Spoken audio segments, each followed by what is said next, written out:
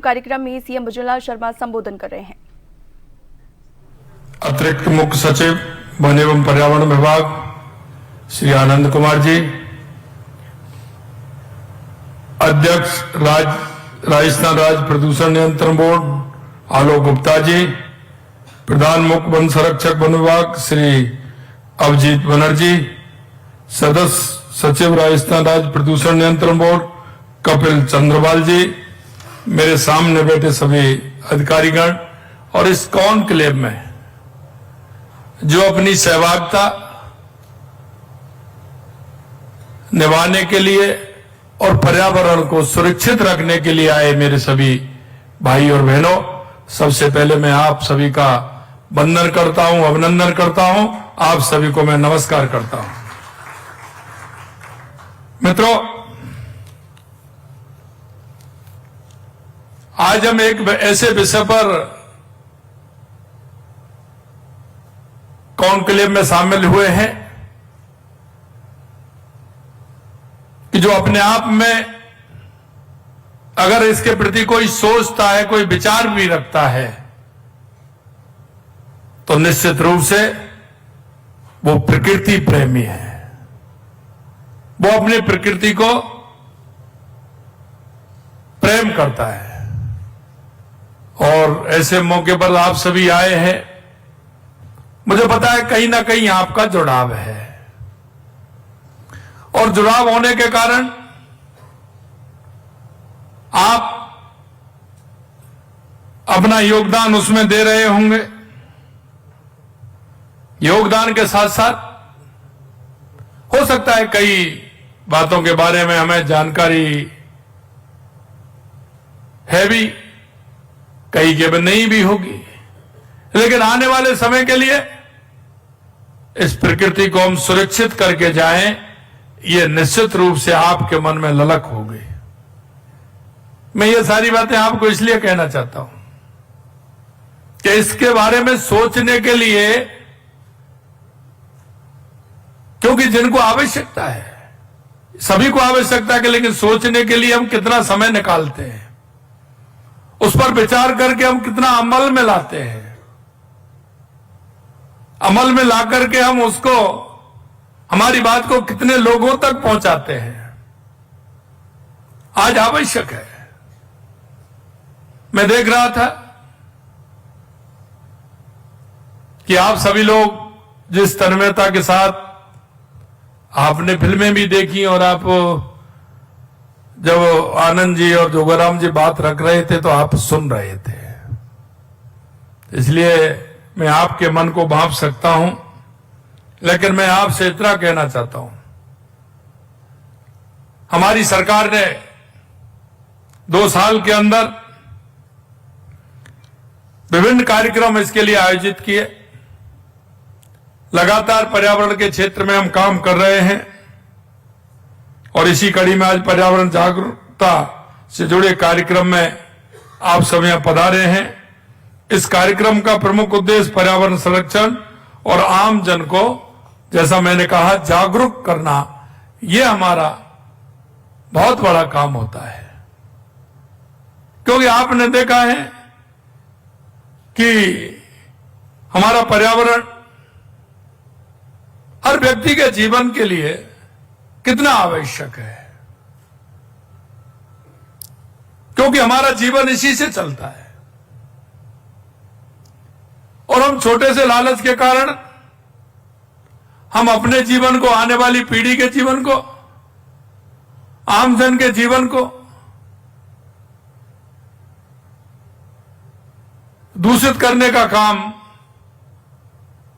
कई हमारे लोग करते हैं। लेकिन मैं आपसे कहना चाहता हूं, यह पर्यावरण को सुरक्षित रखना, यह हम सभी की जिम्मेदारी बनती है। और इसमें अगर आप छोटा सा कोई भी अपने मन के अंदर भाव लेकर के अगर बैठेंगे कि हमारा पर्यावरण सुरक्षित रहना चाहिए, तो हमारे आने वाली पीढ़ी के लिए बहुत आवश्यक होगा। इस ऐतिहासिक धरती पर आयोजित पर्यावरण कॉन्क्लेव केवल विचार विमर्श नहीं है, बल्कि हमारी सामूहिक जिम्मेदारी को दिशा देने का अवसर है। ये एक व्यक्ति का काम नहीं है, हम सभी की सामूहिक जिम्मेदारी है। और ये घर से प्रारंभ होती है, घर से प्रारंभ होती है। और इसको आप जितना सोचना चाहें, जितना ले जाना चाहें, ये बहुत सोच सकते हो, बहुत विचार कर सकते हो और उस पर अमल भी कर सकते हो। और छोटी छोटी बातें हैं, लेकिन हम उनको जिम्मेदारी से पूरा करेंगे तो एक हम समाज को दिशा दे पाएंगे। जहां हम विकास और पर्यावरण के संतुलन पर ठोस संकल्प के साथ आगे बढ़ने का मार्ग तय करते हैं।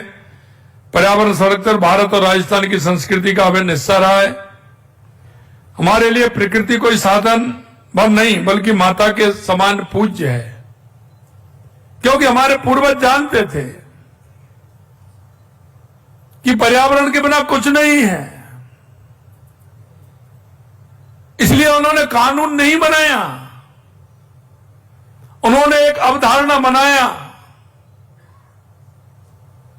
अगर कानून बनते हैं तो कानून पर पालन कराने के लिए कोई दूसरी शक्ति लगानी पड़ती है, लेकिन जब समाज की अवधारणा बनती है तो उसके लिए वो हमेशा के लिए चिरस्थायी हो जाती है।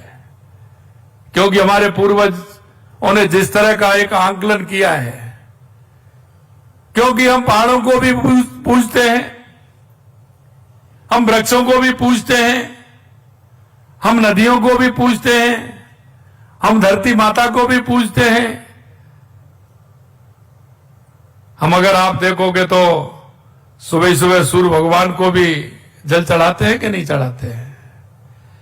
ये आप अगर परिदृश्य देखोगे तो कई देश तो अब आए हैं, लेकिन हमारे पूर्वजों ने ये कितने पहले से इस पर्यावरण को संरक्षित रखने के लिए काम किया है। आप देखते हैं कि जब भी कोई नया घर बनाता है तो ये पहले से ही है कि उसमें एक पौधा लगाना चाहिए। नया घर बनता है तो उसमें पौधा लगाते हैं। अपार्टमेंट होता है तो उसमें कोई ना कोई गमला लेकर के प्रवेश करते हैं। पहले दिन जब प्रवेश करते हैं तो इसको शुभ नहीं मानते क्या? आप देखिए उसको किस तरह से जोड़ा है। और इसलिए मेरे भाई बहनों में कहना चाहता हूं कि आप अगर देखोगे तो वृक्ष हमारे जीवनदाता हैं, नदियां हमारी जीवनदाता हैं। वृक्षों में देवताओं का वास माना जाता है, और अनुभव करोगे तो माना ही जाता नहीं है। इसको कोई जुटला नहीं सकता। पानी के बिन कोई जीवित नहीं रह सकता, ऑक्सीजन के बिना कोई जीवित नहीं रह सकता। अगर हमारा पर्यावरण सुरक्षित रहेगा तो हमारा जीवन भी सुरक्षित रहेगा। शायद आपके मन में यह कल्पना हो या नहीं हो, लेकिन मैं एक बात जरूर मैं कहना चाहता हूं, क्योंकि वर्तमान में देखते हैं, भूत में भी सोचना चाहिए कभी कभी और भविष्य को सजोना चाहिए। क्योंकि हमारे पूर्वजों ने इस पर्यावरण को बचाने के लिए कितना कष्ट सहा। मैं कई बात होती है तो मैं कहता हूं, उन्होंने हमारी जमीन को बचाने के लिए कितने कितने कष्ट सहे, लेकिन उन्होंने ऐसी चीजों का उपयोग नहीं किया जिससे हमारी जमीन खराब हो। उन्होंने जो वृक्ष हमें सबसे ज्यादा ऑक्सीजन देते हैं, हमारे जीवन को सहारा देते हैं, उनको अभी कभी उन्होंने हाथ नहीं लगाया और वृक्षों को काटने का काम उन्होंने नहीं किया। यह स्पष्ट है कि अगर इस समाज को चलाना है आगे, हमारे जीवन को चिरंजीवी बनाना है, आने वाली पीढ़ी को चिरंजीवी बनाना है, तो हमें आवश्यक रूप से इस पर विचार करना पड़ेगा। हमारे पूर्वज पहले ही समझ लिया था कि जीवन की निरंतरता, जो हमारी निरंतरता है, वो प्रकृति के संरक्षण पर ही निर्भर होती है। इसका कोई दूसरा उपाय नहीं है। यही कारण है कि हमारी परंपराएं, उत्सवों, लोक जीवन में प्रकृति के प्रति सम्मान गहराई से रचा बसा है। हमारा उन्होंने ये देखा तो उन्होंने कहा कहीं इसको नुकसान नहीं हो हमारी प्रकृति को। उन्होंने उसका संरक्षण करने के लिए किस तरह के उपाय किए हैं कि हम वृक्षों को पूजने जाते हैं, शादी होती है तो वृक्ष पूजने जाते हैं। और सबसे बड़ी बात यह है कि आप सभी जानते होंगे गांव में जब शादी होती है, जो सबसे जहां घर का कचरा हो, रास्ते का कचरा हो, गांव का कचरा हो, वो जो कचरा जिस स्थान पर जाता है, शादी में सबसे पहले उसी को पूछते हैं कि नहीं पूछते? अरे पूछते हैं कि नहीं पूछते? घूरा जिसको कहते हैं उसे पूजने जाते हैं कि नहीं जाते? उसका कारण यही है कि उसको ठीक प्रकार से एक स्थान पर रखें, जैसे ही वो उसे खत्म हो जाए उनको प्रकृति के साथ उसको खेतों में काम ले और वो हमारे खेत में एक खाद के रूप में काम करता है, उसका भी उपयोग हम करते हैं। राजस्थान की धरती तो पर्यावरण के दिए गए सर्वोच्च बलिदानों की साक्षी रही है। मां अमृता देवी ने अपनी बेटियों सहित 300 से ज्यादा कुर्बानी इस पर्यावरण को बचाने के लिए, ये राजस्थान की कहानी है, कहीं और की नहीं है। और आज का हर साल मेला भी लगता है हमारे खिजड़ी के बलिदान का। ये केवल इतिहास का अध्याय नहीं है बल्कि मानवता के लिए संदेश है, क्योंकि उन्होंने पर्यावरण के लिए अपने सिर कटाने का भी काम किया। यह चेतना आज भी हमारी नीतियों और कार्यों के मार्गदर्शन करती है। आज पूरी दुनिया जलवायु परिवर्तन, वायु प्रदूषण और जल संकट जैसे गंभीर चुनौतियों का सामना कर रही है, और ये इसलिए कर रही है कि हमने ध्यान नहीं दिया। अगर ठीक प्रकार से ध्यान देते तो बहुत बड़ा काम होता। ऐसे समय में स्पष्ट है कि विकास और पर्यावरण को अलग अलग नहीं देखा जा सकता। राजस्थान सरकार का दृढ़ विश्वास है कि टिकाऊ विकास तभी संभव है जब वह पर्यावरण संरक्षण के लिए कदम ताल करे। इसी सोच के साथ हमने पर्यावरण संरक्षण को सरकारी कार्यक्रम तक सीमित न रखते हुए जन आंदोलन का स्वरूप प्रदान दिया है। हमने जल संरक्षण हमारे लिए सर्वोच्च प्राथमिकता है, इसलिए आपने देखा होगा वंदे गंगा जल संरक्षण अभियान के माध्यम से हमने पारंपरिक जल स्रोत के पुनर्जीवन, वर्षा जल संचयन और जलाशय की स्वच्छता का जन सहभागीदारी से जोड़ने का काम किया। और मैं कह सकता हूं जो वंदे गंगा जल संरक्षण अभियान हमने लिया था वो राजस्थान के अंदर एक सफल अभियान साबित हुआ, जो हमारे गांव के तालाब से लेकर के, पोखरों से लेकर के हमारे जल संरक्षण के जितने भी हमारे निकट वो थे उनको संभाला, तो बारिश के बाद वो सभी के सब लबालब हो गए, सभी फुल हो गए। उसका लाभ हमारे राजस्थान को मिला। इसके साथ साथ जो हमने वृक्ष लगाए थे उन वृक्षों को भी वो जीवनदानी साबित हुए, क्योंकि अगर पानी में रुका तो वृक्षों को पानी भी मिला। और इसलिए मैं कह सकता हूं कि वो भी बहुत बड़ा पर्यावरण के क्षेत्र में काम किया। इस अभियान का उद्देश्य जल संरक्षण को सरकारी फाइलों से निकालकर जनता के जीवन का हिस्सा बनाना है, ताकि यह हर नागरिक जल के महत्व को समझे और उसके संरक्षण में सहभागिता निभाए। इसे हम अगर दूसरा हम काम लें तो जोगाराम जी चर्चा कर रहे थे, कर्म भूमि से मातृभूमि। राजस्थान के अंदर बहुत बड़ा काम हुआ है और यह सरकार ने नहीं किया, यह काम किया हमारे जो प्रवासी भाई जो हमारे राजस्थान से बाहर रहते हैं, कोई गुजरात के अंदर रहते हैं, महाराष्ट्र के अंदर रहते हैं, बंगाल के अंदर रहते हैं, तेलंगाना के अंदर रहते हैं, उन सभी भाइयों ने जुड़ करके, और इसमें धन्यवाद देना चाहूंगा मैं देश के यशस्वी प्रधानमंत्री नरेंद्र मोदी जी का, कि उनके विजन ने और हमारे जल शक्ति मंत्री CR पाटिल जी ने जो जिसका पूरी तरह से उनके नेतृत्व में यह आगे बढ़ा। और राजस्थान नहीं, इसमें हम सूरत के अंदर हम 4 प्रदेशों के मुख्यमंत्रियों को बुलाया गया, उनकी उन्होंने पूरी स्टडी की। दिल्ली के अंदर एक मीटिंग हुई, मेरे से उन्होंने कहा कि आपके यहां कर्म भूमि से मातृभूमि कार्यक्रम चलने वाला है। मैंने भी 2 मीटिंग जयपुर में करके फिर मैं सूरत गया। उन्होंने 40,000 गांव की सूची बना करके कि उनमें कहां आवश्यकता है जल संरक्षण के लिए वाटर रिचार्जिंग ट्यूबवेल लगाने की, उन्होंने पूरी स्टडी की और वो काम प्रारंभ कर दिया। ये बहुत बड़ी बात होती है, क्योंकि अगर हमारी जमीन में पानी होगा तो निश्चित रूप से हमारे वृक्षों की संख्या ज्यादा होगी, हमारे वृक्ष भी उसमें लगेंगे। हमारा पानी अंदर होगा तो समय पर उस पानी को हम उपयोग के लिए निकाल भी सकते हैं। हमारे इस तरह के स्ट्रक्चर उसमें बने, उन स्ट्रक्चरों को बनाने का काम किया। हमारे प्रवासी राजस्थानियों द्वारा कर्मभूमि से मातृ अभियान के तहत लगभग 16,000 से अधिक ग्राउंड वाटर हार्वेस्टिंग स्ट्रक्चर बनाए गए। और हमारे छोटे छोटे जो हम बनाते हैं जिससे वाटर रिचार्ज होता है, ऐसे तो काफी बनाए गए थे। 2-2.5 लाख के लगभग बनाए गए, जिनको एनीकट के माध्यम से उनको छोटे छोटे गड्ढा खोद करके उनमें भाटा डाल करके जिससे वो पानी उनको रिचार्ज करने से काफी कुछ बनाए गए। और आने वाली बारिश में संख्या बढ़कर के लगभग 50,000 हो जाएगी।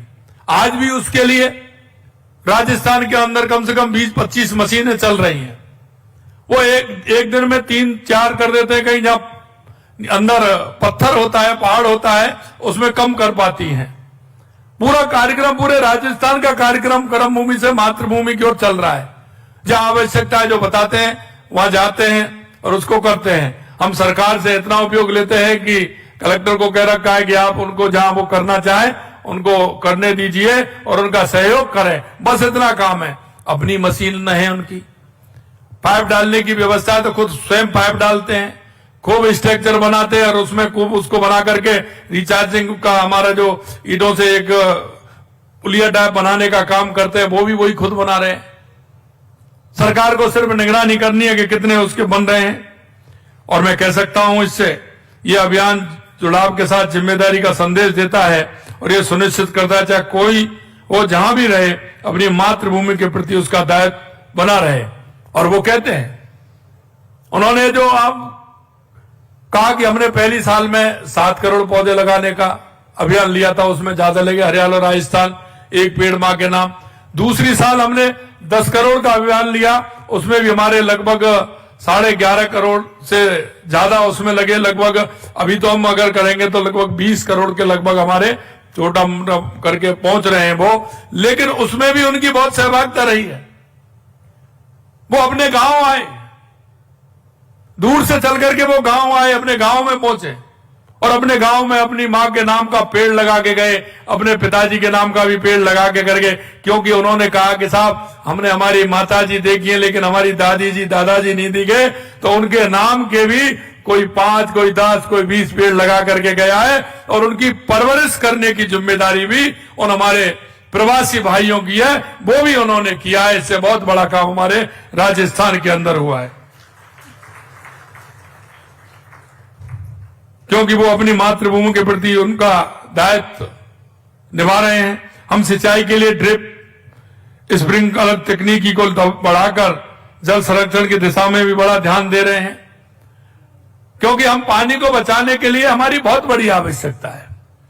जब हम नहाने के लिए बैठते हैं तो आजकल बाल्टी और लोटा तो निकल गया उसमें से, मग्गा बाथरूम में से वो तो चला गया। अब तो सीधा खोलिए और सीधा नहाइए। मेरे भाइयों, आपने देखा कभी, अरे मेरे गांव के साथी होंगे कई जो कुएं से बाल्टी पानी खींचकर नहाते थे। कोई 1-2 होते थे तो 4-6 बाल्टी निकालते, नहीं 2 बाल्टियों में काम हो जाता था आराम से, तो हमारा जल बचता था उससे। आज अगर इसको वैसे ही पानी को फैलाते हैं, उसका उपयोग नहीं हो पाए, अरे उपयोग तो हम 1 बाल्टी में भी कर सकते हैं, बड़ी बाल्टी है तो उससे भी कर सकते हैं, नहीं उससे काम नहीं चलेगा। मग्गा भी चला गया, लोटा भी चला गया, अब तो सिर्फ खोल दीजिए, नहा लीजिए। उस पानी का कितना दुरुपयोग होता है मैं आपसे कहना चाहता हूं। और कई लोगों को तो हम देखते हैं कि आराम से उसमें बुर्स लगाते हैं और चलता रहता है और नल खुला रहता है। कई शेविंग करते समय नल खोल देते हैं और बात चलता रहता है और आराम से बात भी करते रहते हैं, लेकिन पानी का पता नहीं है। पानी अरे भाई, अनमोल है, पानी का कोई दूसरा विकल्प नहीं है मेरे भाइयों, पानी का कोई विकल्प नहीं है। इसलिए पानी का संरक्षण करना हर व्यक्ति का काम है, हर व्यक्ति का काम है। आप अपने घर में ही देख लिए, पहले हमारी माता मैंने आज नल खोला, बर्तन मज रहा है, साबुन लग रहा है, उसमें कर रहे हैं, साफ हो रहा है, जब तक वो डिटर्जेंट वाले भी होशियार है, उसमें चिकना लगाते हैं ज्यादा, जिससे कितना पानी उसका जाए, कितना करे। मैं आपको वास्तविकता कह रहा हूं, गांव में हमारी माता मैंने राख होती थी, उस राख से बर्तन साफ करते थे, पानी का उपयोग तो बहुत कम होता था। हम कह रहे कि पानी नीचे क्यों जा रहा है? अरे भाई, पानी नीचे नहीं जा रहा है, हम पानी का दोहन हम ज्यादा कर रहे हैं। अब वो हमें आइडिया नहीं है कि पानी का दोहन हम ज्यादा कर रहे हैं, पानी नीचे जा रहा है। सरकार कितना भी आंकड़ा लगा ले कि एक परिवार के लिए कितना पानी चाहिए, आप उससे 1.5 गुना 2 गुना पानी यूज करते हैं।